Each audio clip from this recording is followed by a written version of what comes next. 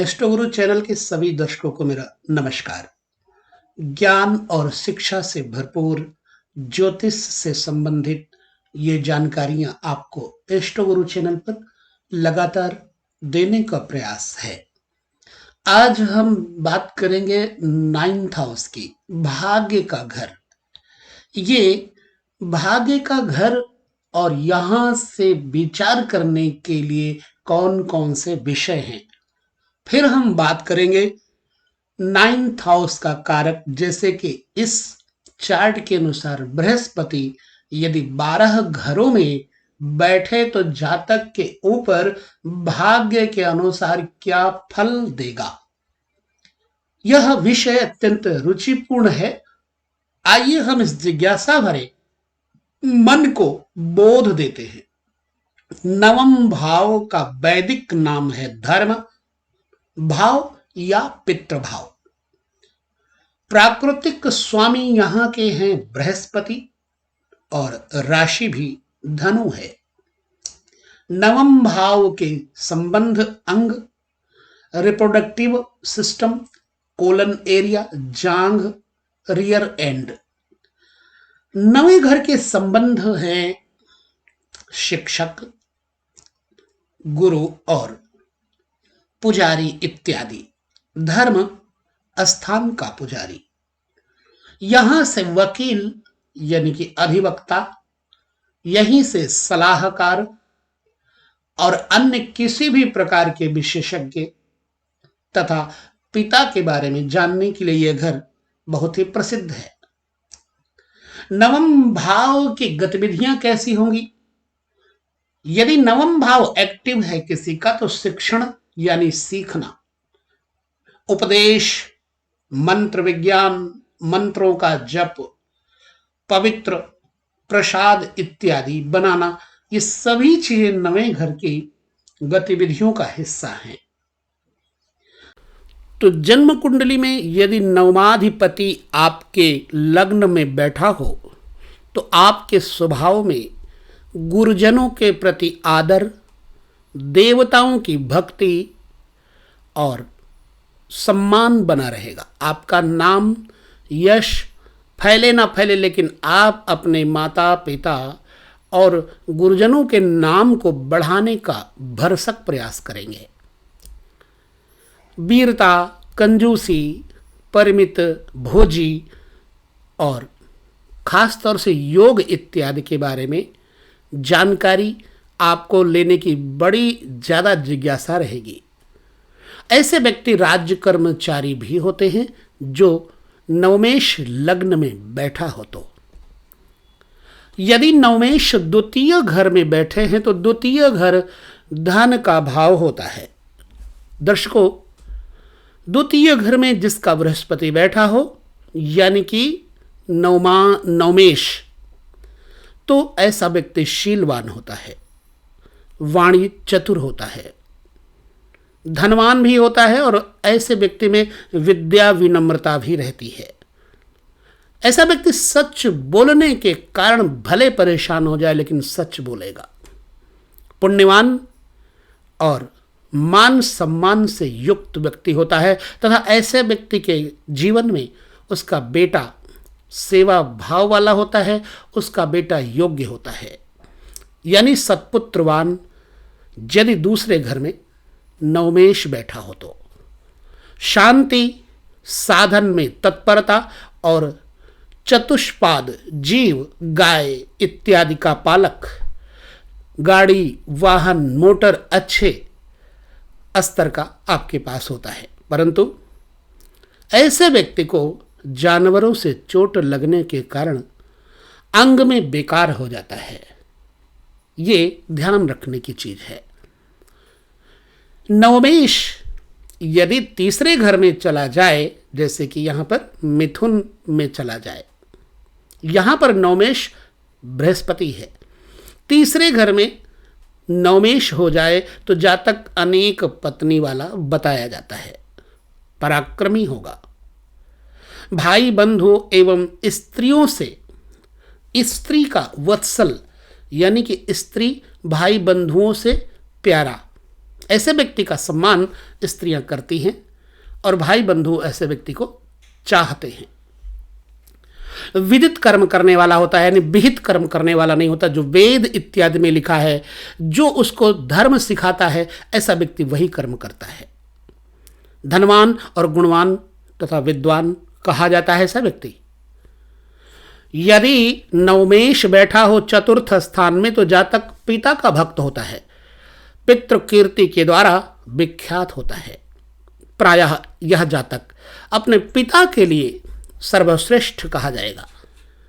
उत्तम कार्य में लगा रहने वाला तथा भू संपत्ति जमीन जायदाद का अधिकारी होता है। भाई बंधु वर्ग का उपकारी होता है ऐसा व्यक्ति। परहित करने वाला होता है। देवताओं की पूजा और अर्चना में ऐसा व्यक्ति आगे चलेगा और तीर्थ यात्रा में भी ये व्यक्ति बहुत ज़्यादा उत्सुक रहेगा। ऐसे व्यक्ति को मंत्री पद और सेना आदि का काम करने में सक्षमता हासिल होती है। यदि नवमेश बैठ जाए पंचम भाव में तो पंचम स्थान में, चूंकि यहां पर हम मेष लग्न काल पुरुष के लग्न की कुंडली के द्वारा बता रहे हैं, आपकी जन्म कुंडली में नवमेश कोई भी हो सकता है। नवमेश आपका कहां बैठा है आप अपनी जन्म कुंडली के हिसाब से पता करेंगे। नवमेश पंचम स्थान में बैठा हो तो जातक के अंदर रूप लावण्य भरपूर होता है। ऐसे व्यक्ति को अच्छी संतान प्राप्त होती है और संतान पढ़ी लिखी होती है, योग्य होती है। ऐसा व्यक्ति पुत्रवान होता है, कीर्तिमान भी होता है। गुरुजन एवं देव पूजा में ऐसा व्यक्ति खूब ज्यादा लगा रहता है। सुशील और बुद्धिमान भी होता है। ऐसा व्यक्ति भाग्यवान के साथ साथ धीरता और गंभीरता के साथ जीवन यापन करता है। नवमेश छठे घर में आ जाए तो छठा घर चूंकि त्रिक भाव है, यहां पर छठे भाव में आने के कारण क्या बुरा फल होगा? यह व्यक्ति अपने शत्रु के सामने नम्र रहता है अगर नवमेश छठे घर में हो जाए तो, लेकिन धर्महीन होता है। ऐसा व्यक्ति खेल कूद में आसक्त रहता है और नवमेश यदि छठे घर में हो तो यहां तक यह व्यक्ति स्त्री भोग इत्यादि में क्रीड़ा में इतना लगा रहता है कि शारीरिक बल कमजोर हो जाता है। यदि छठे स्थान पर है तो ऐसा व्यक्ति निद्रा में बहुत रहता है, यानी सोने की आदत बहुत होती है तथा यह व्यक्ति निंदित कार्य करता है। यानी नवमेश का छठे घर में बैठना इतना श्रेयस्कर नहीं है। नवमेश यदि पत्नी के घर में आ जाए या सप्तम स्थान पर नवमेश बैठ जाए तो ऐसे पुरुष की स्त्री सत्य भाषण करने वाली, यानी कि वैदिक रीति से चलने वाली, सच बोलने वाली, सुंदर मिष्ट भाषिणी, और यह स्त्री पुण्यवती होती है और अपने पुरुष को यानी अपने पति को पुण्य कर्म में चलाने वाली होती है। और श्रीमती ऐसी स्त्री को कहा जाता है, अर्थात लक्ष्मी युक्त रहती है। समस्त सत्कर्म करके वह स्त्री अपने पति के घर को सजाती है, संवारती है, भाग्यशाली बनाती है। ऐसा जातक बातचीत करने में अत्यंत ही निपुण होता है। नवमेश यदि अष्टम स्थान पे आ जाए तो अष्टम स्थान भी त्रिक भाव है। अष्टम स्थान मृत्यु का घर है। जब नवमेश अष्टम आ जाए तो ऐसे जातक में हिंसात्मक वृत्ति हो जाती है। यह दयालु नहीं होता। ऐसा व्यक्ति घर इत्यादि नहीं बनाता, ना उसके घर होता है ना भाई बंधु, या यूं समझ लो घर भी होगा, भाई बंधु भी होंगे, लेकिन वो किसी को नहीं मानेगा। दुष्ट एवं क्रूर होता है। ऐसा व्यक्ति पुण्य कर्म से दूर रहता है। देव उपासना पूजा पाठ धर्म कर्म से इसका विरोध रहता है, अर्थात ये सत्संग से दूर और पाप ग्रह होने से जातक नपुंसक भी होता है। यदि नवमेश अष्टम हो तो, किंतु नवमेश यदि नवम में हो जाए तो ऐसा व्यक्ति बड़ी जिम्मेदारी के साथ धर्म कर्म तो करेगा ही करेगा, समाज को एक नई दिशा देता है। ऐसा व्यक्ति अतुलित बलवान होता है, बलिष्ठ होता है। ऐसा व्यक्ति दानदाता होता है, देव गुरु भक्त अर्थात देवताओं का गुरुजनों का भक्त होता है। स्त्री से सदैव आसक्त रहता है, यानी अपने कलत्र प्रेमासक्त, अपने घर परिवार में आसक्त रहता है। ऐसे व्यक्ति में लड़ाई झगड़े से अरुचि रहती है, ये लड़ाई झगड़ा नहीं करता किसी से। स्वजन प्रेमी अर्थात अपने संबंधियों के साथ ये पूरी जिम्मेदारी से चलता है। इसकी वजह से इस व्यक्ति के साथ इसके स्वजन संबंधी बड़े प्रसन्न रहते हैं और यह व्यक्ति धन धान्य से युक्त होता है। अगर नवमेश दसम स्थान में आ जाए तो दसम स्थान कर्म स्थान, पिता का स्थान है। जहां तक राज कर्म करता, सरकारी नौकरी आदि से युक्त और उससे धनी, धर्म द्वारा विख्यात होता है।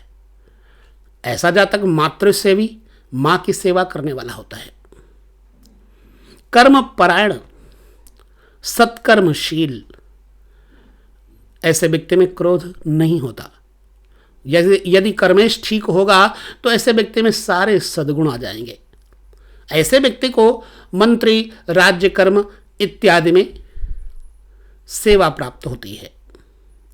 ऐसा व्यक्ति सेना का स्वामी भी होता है, आर्मी इत्यादि में जाने का योग बनता है। वाक चतुर अर्थात बोलने में ऐसा व्यक्ति अत्यंत हाजिर जवाब होता है और समय पर सूझबूझ वाला होता है।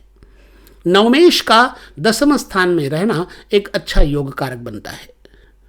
नवमेश यदि 11वें घर में आए तो यहां पर आमदनी का घर कहा जाता है, लाभ का घर कहा जाता है। तो ऐसे जातक को धन कीर्ति मिलती है। 11वें घर में नवमेश हो तो राजा से इस व्यक्ति को अनुग्रह कृपा सदैव मिलती रहती है, यानी ये राजनीतिक लोगों के साथ सन्निकट रहने वाला जातक होता है। धन प्राप्ति करता है। धर्मपरायण और पुण्य कर्म के द्वारा ऐसा व्यक्ति विख्यात, फेमस हो जाता है। ऐसा व्यक्ति स्नेहवान और धीरवान भी होता है। द्वादश घर में, 12वें घर में, जो कि व्यय का भाव है, अगर नवमेश चला जाए तो जातक सुंदर होगा, विद्वान होगा, विदेश में मान प्राप्त करने वाला होगा। यदि नवमेश 12वें घर में किसी पाप ग्रह के साथ हो तो जातक मंद बुद्धि, मूर्ख और धूर्त प्रकृति का होता है। इस प्रकार नवमाधिपति का 12 घरों में पृथक पृथक भाव के द्वारा फलादेश मैंने आपके साथ कहा। शास्त्र से विहित कुछ चर्चाएं दी और अपने अनुसार, जानकारी के अनुसार भी मैंने आपके साथ चर्चा की। वीडियो कैसा लगा मुझे ज़रूर बताएं और आप सब लोगों के जो प्रश्न हैं मैं देखता रहता हूं, उनके उत्तर मैं स्पेशल वीडियो में अवश्य ही दूंगा। सो बस इस वीडियो में इतना ही। पुनः दशमाधिपति 12 घरों में क्या फल देंगे अगले वीडियो में मिलेंगे। लेते हैं आप सभी से विदा। तब तक के लिए सभी के लिए मंगल कामना करते हुए नमस्कार।